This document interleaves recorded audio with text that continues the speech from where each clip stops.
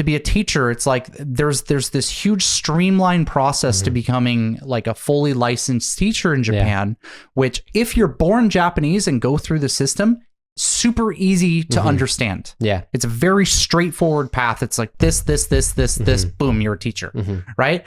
But if you're a foreigner, that's never mentioned or even considered.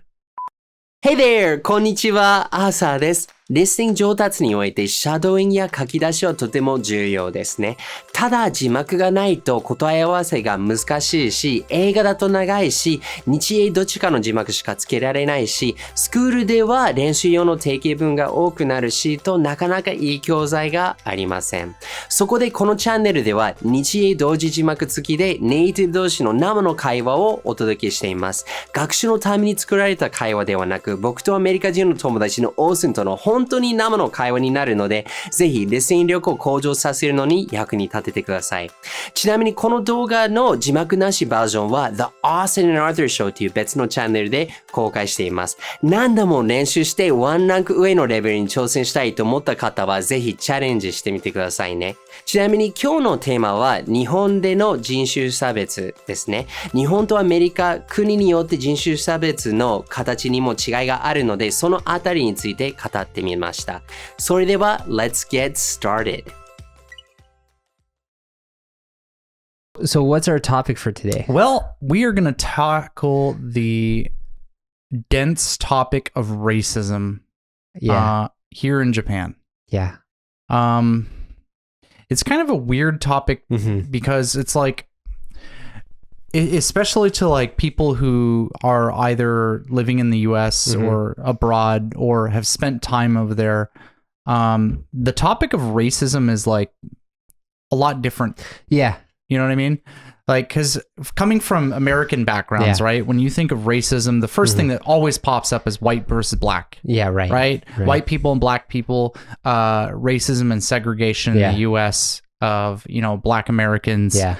And all the heavy topic that comes with that, like the civil rights movement and everything, right? And I think in some ways it's a lot more, this is going to sound weird, but it feels like it's a lot more subtle in the US it is. now. Yeah. Whereas in Japan, it's like, you'll experience like very blatant racism against mostly foreigners, but sometimes it's targeted racism towards specific groups of foreigners, right? Because I think everyone's kind of in agreement that white people are kind of treated a little bit better than black people and like Southeast Asians in Japan. I won't deny that. I won't deny that. Right? I won't deny that. But yeah, so it's like you'll experience a lot more like outright racism here, but it doesn't feel as I guess malevolent. Yeah. As it does in the US. I don't know how else I would describe. Yeah, I get it. I think like we have to talk about like I think like the racism is fundamentally different, first of all, because so in Japan, most of the racism is focused on people who are not originally from here. Yeah. Right? So they're outsiders. Yeah. And so they're treated like outsiders. Yeah. And it's like that in Germany too. Oh, like, really? So not so much anymore, but when my dad was moving to Germany, he suffered a lot of issues because he was a foreigner. But in America, everyone's a foreigner, you know? And it's funny because it's like the white versus black, you know, both groups have been in America for hundreds of years and they're both born American citizens. It's like the racism in America is more like racism against your own, you know, it's like inside, it's endemic. So I think functionally it's very different. Yeah. You know, like, cause you know, it's funny, you know, cause for me, you know, when we've experienced racism and we'll talk about that later, my option is I can always go back. I don't even consider it my home, but I can go back, you know? Whereas like for a black person in America who's their family's been here for the past 300 years, where are they going to go? Yeah. Back to Africa? Yeah. Like there's no going back because they're not from Africa. They're from America. You know? Yeah. No, that's a good point. Yeah. I think something that I think doesn't get talked about a lot is I think everyone's, well, at least like, I think if you talk to an American, everyone would say institutional racism exists, right? It's like, it's not even an arguable point. What would right? you say?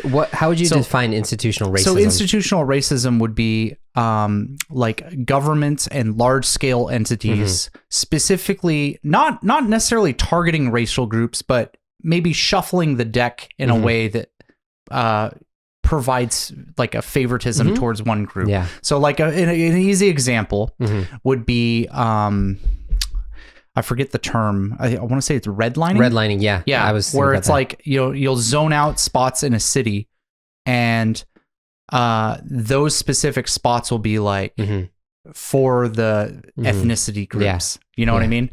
And there's a lot of examples, and it goes both ways, right? Like another example is schools prioritizing by race. Yeah. Which is kind of a debated topic. I'm personally not a huge fan of that. Nowadays, like, you're talking about nowadays. Let's say, this class is for black people only. Because I don't know. I feel like if you're getting into school, it should be based off your achievements, not the race lottery. But anyways, but I think a lot of people won't actually talk about institutional racism existing in Japan, but it totally does. Yeah, it does for sure. Yeah. I think so. One thing, just to give people kind of a base, because some people have been to America and some people know American history, but not everyone watching this channel knows American history. That's very true. Yeah. Can I give like a brief summary of All right, man. racism? I can't wait to hear this brief summary of the slave trade in the U.S. So basically, the first Europeans come to America in the 1500s, 1600s, and they start working they became normally in the South, mainly in the South. Yep.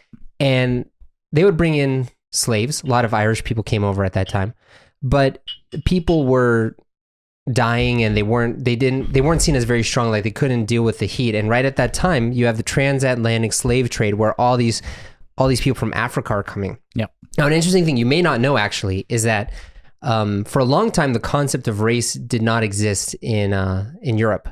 Racism really started. The concept of race came about started to come about in the 1600s or or 1700s, because interesting. Before that, up until that time, there were kind of two types of people in Europe. You had the Christians and you had the heathens, the non-Christians, especially the Muslims, right? Yeah. And so there were kind of like, for most Europeans, you were either a Christian or you were a Moor, which is a heathen or a Muslim, right? Yeah.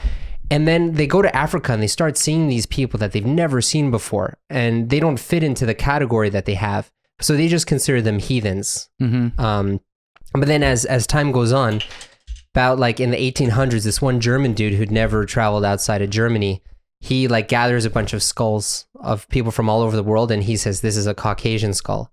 This is a Mongoloid, an Asian skull. This is a black skull. And he created like the base race theory that we have now of like there's Asian, white, black, and like Native American, I guess. Yeah. Whatever. And so that's where everything comes from, you know? And so because a lot of the slaves were African and they were considered black, they were part of this category. They started to be seen as, oh, they're like animals, they're lesser humans, so it's okay to enslave them. They're not white people, it's different. So you had that kind of dynamic going. And a lot of slave owners at that time would see slaves as their pets. Like I remember listening to an interview in the 50s of a former slave owner's child or something saying, yeah, the mammy who was in the kitchen cooking for us, we considered her like a pet that could talk to us, That's crazy. Yeah. And so basically that happens. Then the Civil War happens, which ends slavery, but you still have this whole economy in the South, which is based on slavery and this concept of white people are better than black people. Therefore, it's okay for us to enslave black people. But now there's no system to enslave black people. So they're kind of on the same level. It's kind of like, for them, it's almost like, imagine if dogs or animals were given American citizenship and they could act in government. So you have a lot of these people like, what's going on? These people are now trying to take over and stuff like that. And so even after slavery was abolished, you had a lot of racist hate crimes of like attacking black people, like hanging black people. Yeah. And it wasn't just that, it was also German or non-Scandinavian immigrants, like Greeks and Italians were also targeted and stuff. Yeah. But what it ends up happening is we move into the era of Jim Crow, which is at the turn of the 20th century, so about 40 years after slavery is over. You have these Jim Crow laws, which are these laws that all of these southern states put in, which basically separate black and white people, because in their mind, black people and white people are totally different. They have their own cultures, their own languages. Yeah. If you mix them, it's going to mess everything up. Everyone's better on their own with their own people. So let's keep it separate.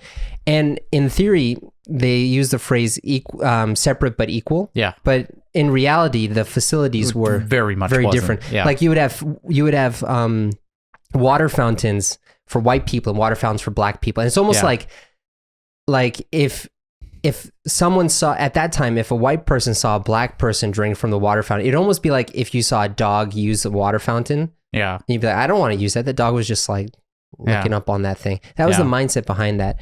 And not just that, like you said, there were also people who came in to do something called redlining, which was basically targeting. It was a bunch of banks targeting which areas would be applicable for loans, and which ones would not be applicable for loans. Yeah. And the ones that could not get loans, the areas were predominantly black people. Yeah. You know, and so you have all of this systematic racism that even though slavery is over, you have this separation, and because it's separate, then you're able to still distinguish how you treat each other. Yeah. Which then culminates in the 1960s with Martin Luther King Jr. saying, "We want the right to vote. We want to get rid of this Jim Crow stuff." Yeah. And they succeeded, but a lot of that stuff went below, you know? Well, just to supplement that, like a really big part, I think the whole reason like the civil rights movement kicked off in the first place was there were black Americans that fought in World War I, but compared to the scale of World War II, it was completely different, right?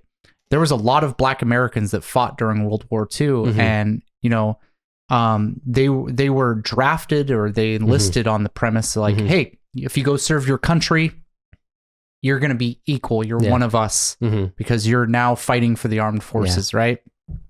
And then they go over to Europe, and you know they're fighting in Europe because I think predominantly black Americans were sent over to Europe. Yeah.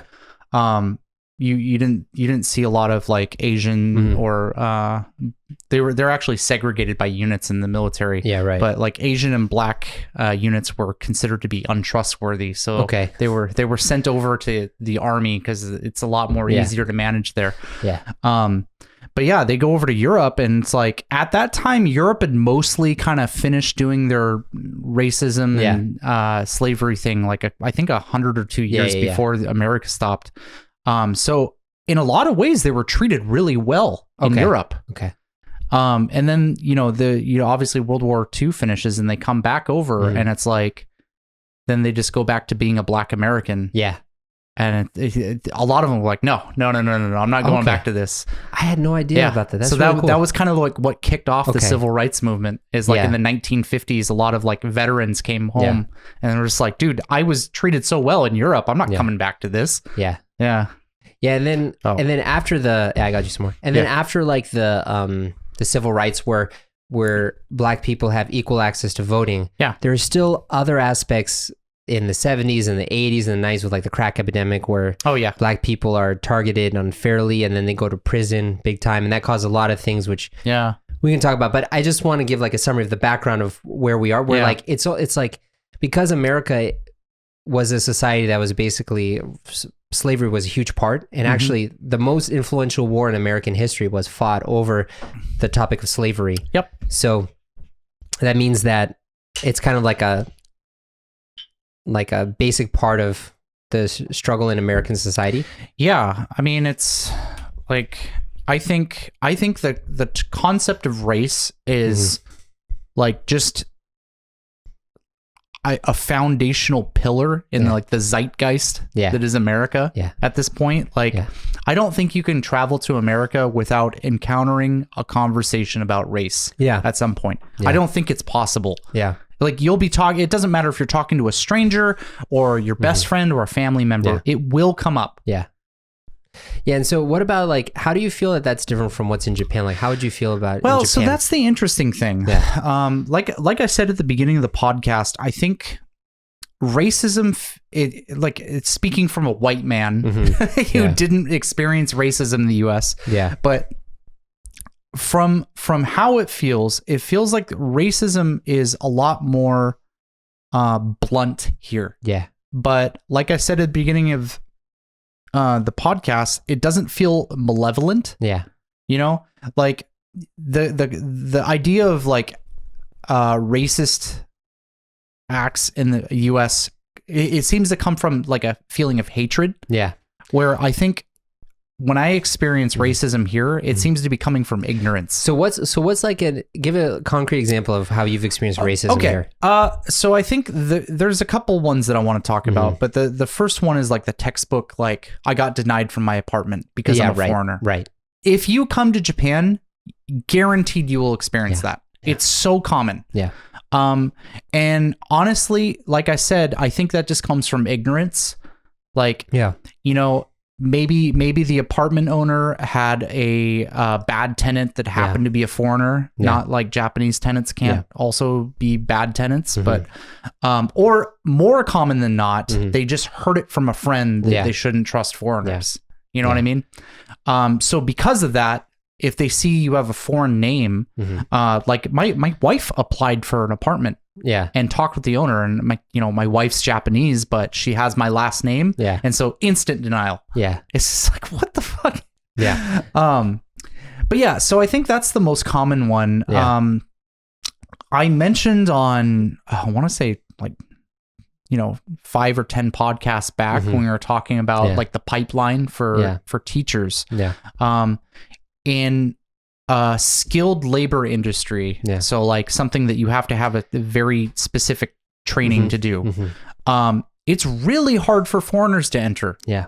And once again, I think it just comes from ignorance. It's not like the government officials are like, you know what? I don't want those dirty, stinky foreigners entering this industry and taking up the jobs. They're not thinking that, but they're not thinking of ways to accommodate. Yeah. So like, to be a teacher, it's like there's this huge streamlined process to becoming like a fully licensed teacher in Japan, which if you're born Japanese and go through the system, super easy to understand. Yeah. It's a very straightforward path. It's like this, boom, you're a teacher, right? But if you're a foreigner, that's never mentioned or even considered. Yeah. Like possibility. Like even if you work at a school and you talk like, look, I want to become a fully licensed teacher. How do I do it? Yeah. Everyone would be like, I don't know. I don't know if you can do that. Like, you know what I mean? Yeah. Like that's the kind of reaction you get. Yeah, no, I really get it. I feel like a lot of it comes from just like, mendokusai. It's not necessarily, oh, I hate you. Yeah. I think you're below me. I think you're dirty. It's like, mendokusai. Yeah. Like, because to be honest, when I was first looking for apartments, 10 years ago, I went to Mini and in Nakano. Hey everybody, if you made it this far, we have an awesome opportunity to join the Austin and Arthur Friends, because in the Austin and Arthur Friends, you can get the rest of this video with English and Japanese subtitles and all the other videos we don't share on this channel. You can also get access to the PDF script for you to read along with the video. You'll get this long conversation in separate smaller videos so it's easy to study, access to a Kaien Gente community, members only community, and opportunities to talk directly with us. Wow! That's so amazing! You should join today. Yeah, have fun. Bye, everybody. 今回の動画では生きた英語をたくさん学べたと思います。そして実は誰でもあなたも英語を使ってこういう会話ができるようになります。ただ多くの方がやっている英語のフレーズや文法をたくさん学ぶ勉強法ではいきなり外国人を目の前にして話す機会が来たら頭が真っ白になって言葉が出てこないです。僕自身も日本語を4年間勉強したのですが実際に日本に行ったら全く話せなくて本当に悔しい思いをしました。でもそこで気づきました。英語実際に話せるようになる鍵はもっと勉強するのではなく、英語を実際に話す感覚を身につけることです。それができたら僕と数百人の僕の生徒が気軽に楽しく話せるようになって、人生が劇的に変わりました。その実際に話す感覚を身につけた方法は無料 ebook にまとめてあります。興味のある方はぜひこちらをクリックするか動画の下のリンクをクリックしてください。では、Thanks so much for watching. これからも一緒に世界とつながりましょう。See you next time!